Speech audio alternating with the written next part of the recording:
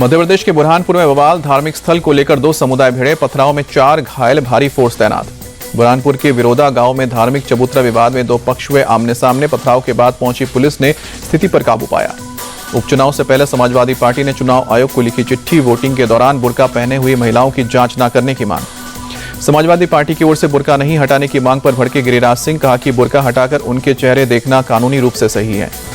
गिरिराज सिंह ने सभी निर्वाचन अधिकारियों और एनडीए के पोलिंग एजेंट से की अपील, धर्म के आधार पर वोट जिहाद की अनुमति नहीं दी जानी चाहिए, बुर्का हटाकर मतदाताओं की जांच जरूरी। मतदान के पहले सीसामऊ में पुलिस के फ्लैग मार्च का अखिलेश यादव ने जारी किया वीडियो, लिखा ये मणिपुर नहीं है, जनता सब समझती है कि ये क्यों किया जा रहा है, किसी से ना डरे, जमकर वोट करें। यूपी में 9 सीटों पर उपचुनाव को लेकर बोले डिप्टी सीएम ब्रजेश पाठक, कहा कि हम मतदान के लिए पूरी तरह से तैयार हैं, बीजेपी 9 की 9 सीट जीतने जा रही है। वोट जिहाद को लेकर समाजवादी पार्टी पर हमलावर हुए बीजेपी प्रवक्ता शहजाद पूनावाला, एक्स पर पोस्ट की मुफ्ती सलमान के साथ अबू आजमी की तस्वीर। शहजाद पूनावाला ने एक्स पर लिखा, हेट स्पीच केस में गिरफ्तार हुआ था मुफ्ती सलमान, एक रहेंगे सेफ रहेंगे कम्युनल, तो ये सेक्युलर कैसे। बीजेपी नेता किरीट सोमैया ने वोट जिहाद के मुद्दे पर महाविकास अघाड़ी पर बोला हमला, कहा कि हिंदुओं पर जहर उगलने वाले से मिल रहे हैं। एमवीए नेता उद्धव ने भी मुसलमानों से सामने घुटने टेके। महाराष्ट्र और झारखंड में कल होने वाले मतदान को लेकर बोले केंद्रीय मंत्री गिरिराज सिंह, रोहिंग्याओं का समर्थन करने वालों को लोग कभी वोट नहीं देंगे। गिरिराज सिंह बोले, जेएमएम कांग्रेस वाले झारखंड के बांग्लादेश और रांची को कराची बनाना चाहते हैं। आप अपने बच्चों के भविष्य और बहू बेटियों की इज्जत को ध्यान में रखकर वोट डालें। सोलापुर में संजय राउत का बीजेपी पर बड़ा आरोप, कहा कि महाराष्ट्र में गुजरात और दिल्ली से भेजे गए बीजेपी कार्यकर्ता महाराष्ट्र चुनाव को प्रभावित करने के लिए भेजे गए कार्यकर्ता। संजय राउत बोले, महाराष्ट्र को गुजरात बनाना चाहती है केंद्र सरकार, ये चुनाव महाराष्ट्र को गुजरातियों के अतिक्रमण से बचाने की लड़ाई है। राहुल गांधी के बयान पर बोले बिहार के उप मुख्यमंत्री सम्राट चौधरी, बोले राहुल गांधी तेलंगाना में अडानी की पूजा करते हैं और महाराष्ट्र में जाकर गाली देते हैं। राहुल और कांग्रेस का चरित्र यही है। महाराष्ट्र चुनाव से पहले मतदान केंद्र के लिए रवाना हुए मतदान दल, कल महाराष्ट्र की 288 विधानसभा सीटों पर होगी वोटिंग। नागपुर के सेंटर से मतदाता कर्मियों के लिए ईवीएम, कल के मतदान को लेकर मतदान केंद्रों के लिए हुए रवाना।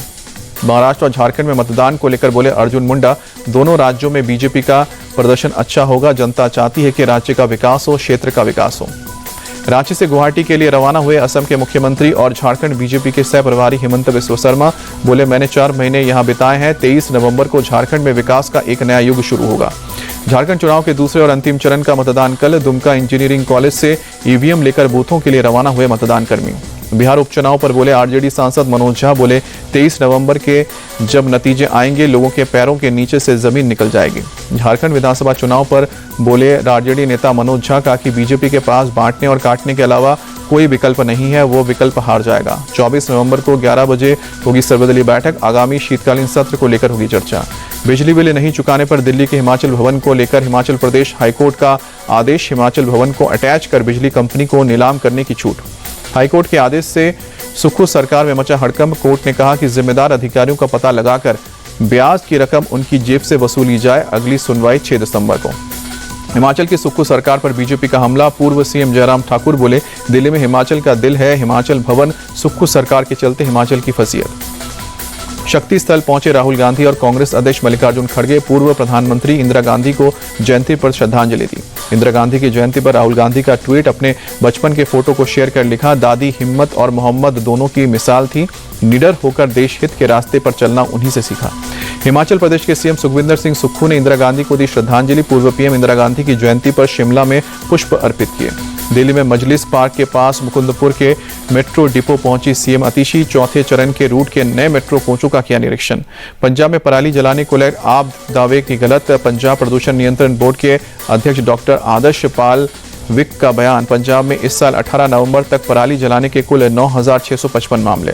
18 नवंबर को एक ही दिन में पराली जलाने के 1,251 मामले सामने आए, पंजाब प्रदूषण नियंत्रण बोर्ड के अध्यक्ष ने बताया दुर्भाग्यपूर्ण। दिल्ली में प्रदूषण को लेकर बीजेपी का प्रदर्शन, प्रदेश अध्यक्ष वीरेंद्र सचदेवा की अगुवाई में निकला मार्च।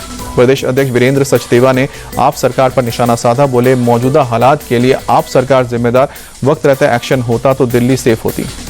दिल्ली में प्रदूषण बढ़ने पर बीजेपी ने दिल्ली सरकार को घेरा, बीजेपी सांसद मनोज तिवारी ने राजीव चौक मेट्रो पर लोगों को बांटे मास्क। प्रदूषण को लेकर मनोज तिवारी का आप पर हमला, कहा कि आपके भरोसे दिल्ली की बदहाली हुई है, गलती अरविंद केजरीवाल की सरकार की है और उसका परिणाम दिल्ली भुगत रही है। आनंद विहार में केंद्रीय मंत्री हर्ष मल्होत्रा ने भी बांटे मास्क। दिल्ली सरकार पर बोला हमला, कहा कि हर साल की यही कहानी, जमीनी स्तर पर कोई कार्रवाई नहीं। भारी प्रदूषण को लेकर दिल्ली का आनंद विहार बना हॉटस्पॉट, 500 के पार पहुंचा AQI। इलाके में कई जगह हो रहा है पानी का छिड़काव। दिल्ली के पर्यावरण मंत्री गोपाल राय ने केंद्रीय पर्यावरण मंत्री को लिखी चिट्ठी, प्रदूषण से निपटने के लिए कृत्रिम बारिश कराने की मांग की। दिल्ली में प्रदूषण पर बोले पर्यावरण मंत्री गोपाल राय, दिल्ली सरकार की अपील पर ध्यान नहीं है, केंद्र सरकार ने अपील पर बैठक नहीं बुलाई है, PM मोदी दखल दें। दिल्ली के बवाना इलाके में एक फैक्ट्री में लगी भीषण आग, दमकल की 15 से अधिक गाड़ियों ने काबू पाया। जौनपुर में पूर्वांचल विश्वविद्यालय के गर्ल्स हॉस्टल की छात्राएं देर रात सड़क पर उतरी, कुलपति आवास का किया घेराव। जौनपुर शाहगंज मार्ग को भी जाम किया। प्रदर्शन के दौरान एक छात्रा बेहोश हुई। कई छात्राओं के मोबाइल पर आए अश्लील मैसेज और धमकी मिलने के बाद छात्राएं सड़क पर उतरी। मोबाइल पर धमकी देने वाले की जांच में जुटी पुलिस। गुजरात के पाटन के धारपुर मेडिकल कॉलेज में हुई रैगिंग के मामले में कड़ा एक्शन, पुलिस ने 15 छात्रों को अरेस्ट किया। दिल्ली के शाहदरा में साइबर फ्रॉड के मामले में चीनी नागरिक सेंजिन गिरफ्तार, 43 लाख रुपए से अधिक के फ्रॉड का मामला। ऑनलाइन स्टॉक ट्रेडिंग के व्हाट्सएप ग्रुप से लोगों को बनाता था निशाना। आंध्र प्रदेश और उत्तर प्रदेश में साइबर क्राइम और मनी लॉन्ड्रिंग से जुड़े 2 मामलों में भी शेंजिन आरोपी। साइबर क्राइम पोर्टल पर 17 आपराधिक शिकायतें दर्ज। तमिलनाडु के थुडुकोडी में लगातार बारिश, तापमान में आई गिरावट से बड़ी ठंडक। मलयालम अभिनेता सिद्दीकी को मिली अग्रिम जमानत। बलात्कार के एक मामले में सुप्रीम कोर्ट ने दी अग्रिम जमानत। 24 सितंबर को केरल के हाईकोर्ट ने खारिज की थी जमानत याचिका।